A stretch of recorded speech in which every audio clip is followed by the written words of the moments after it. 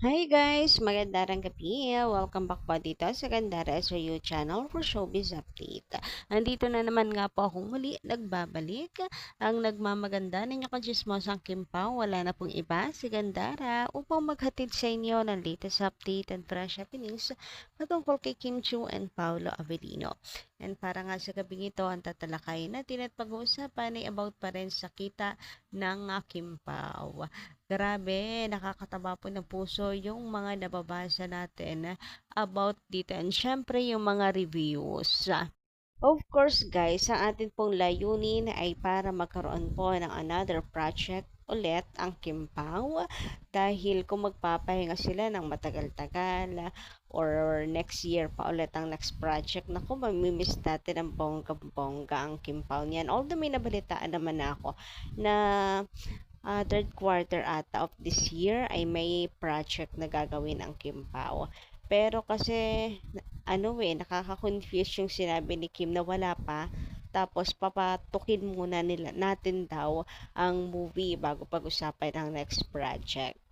Kaya mas maigi na yung sure para meron tayong next project na aabangan ng Kimpao. Sabi ko nga sana po ay teleserye. Anyway, about nga sa kita ng My Love Will Make You Disappear, mukhang naaamoy na nga natin ang magiging movie or teleserye muli ng Kim Pao dahil mukhang malaki ang kikitain nito. Kasi ngayon pa lang, kahit 6 days pa lamang po ito, humahabol talaga sa kitaan.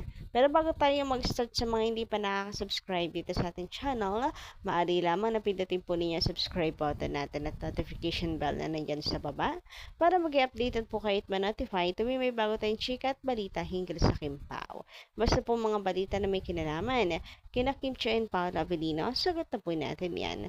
And eto na nga, pag-usapan nga natin ang kaibahan ng movie na My Love Will Make You Disappear ng Kim Pao sa isang movie na pilit kinukumpara dito.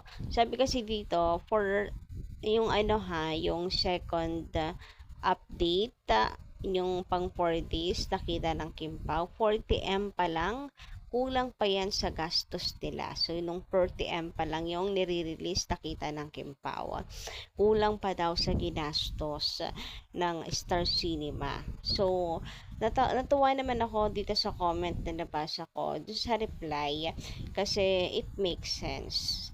May point siya sa kanyang reply dito na ipaliwanag yan ng maayos.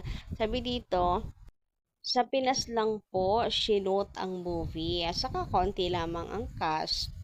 Domestic pa lang yung 40M or 40 million. Wala pa ang international. Paano naging kulang ang 40M? Bakit? Sa billion ba nakita ng cut din? Buo na napunta sa kanila? Wala nga kalahati na natanggap ang cut din abroad. Halong isang buwan sila.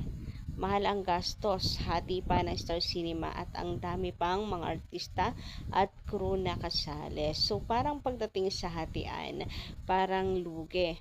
Hindi naman lugi, pero parang lalabas na sakto lang pa yung kinita. I mean, kasi sabi dito, ang daming cast, kung i-compare mo sa My Love Will Make You Disappear na konti lang, di ba laki ng difference? Tapos, nag-shoot pa sila sa ibang bansa. Ang My Love Will Make You Disappear dito lang naman sa Pinas. And then, dalawa pa yung maghahati, Star Cinema and GMA Picture.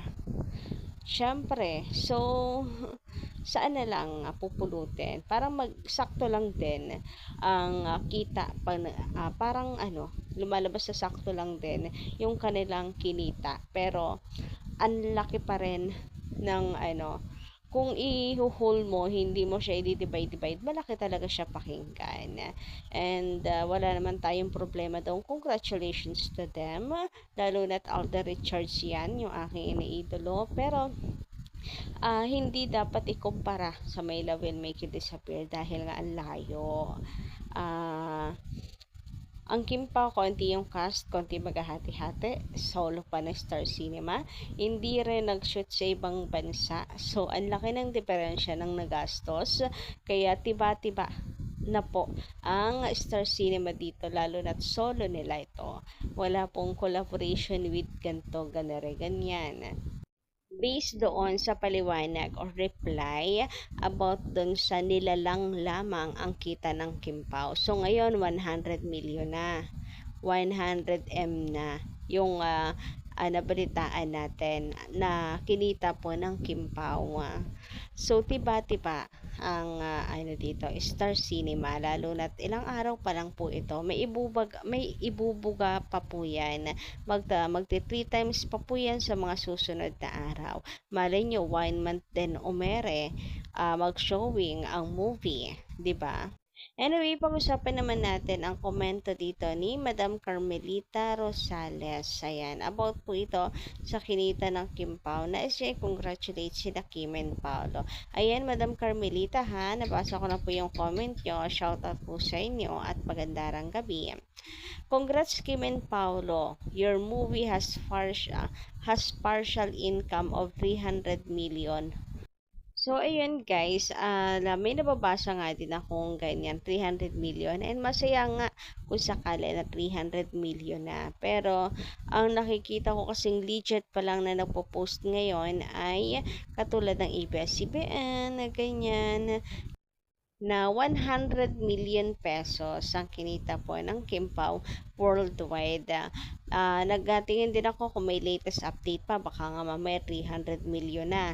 Pero wala pa po sa ngayon. Hope na totoo po, Ma'am Carmelita Rosales, ang inyo pong chika sa atin. Baka mamaya medyo mahina lang tayo sumagap ng balita dahil antok na ako eh.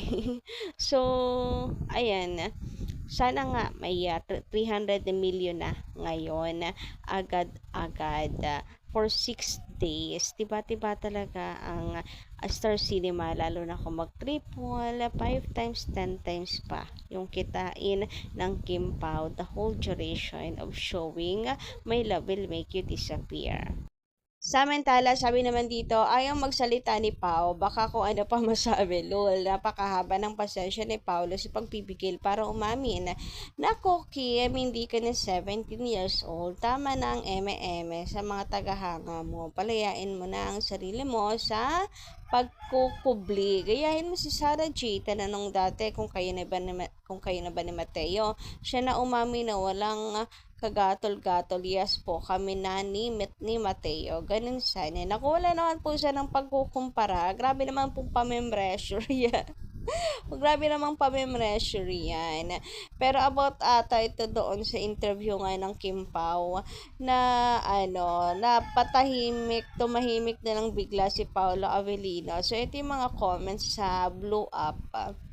Napansin din nila na tahimik si Paula Avellino, ilang beses binalik sa kanya yung mic pero wala siyang masabi. And we know naman na silent means yes. So, di ba? Kayo, anong tingin nyo? Sabi naman dito, may usapan na yan, kaya lang siguro nag-alanganin pa din siya sa intensyon ni Pao sa kanya. May hinihintay pa din niya na gusto niya makasigurado kay Paulo. Siya lang nakakaalam kung ano yon. Nadala na siya sa mga exes niya, kaya ganyan siya. So,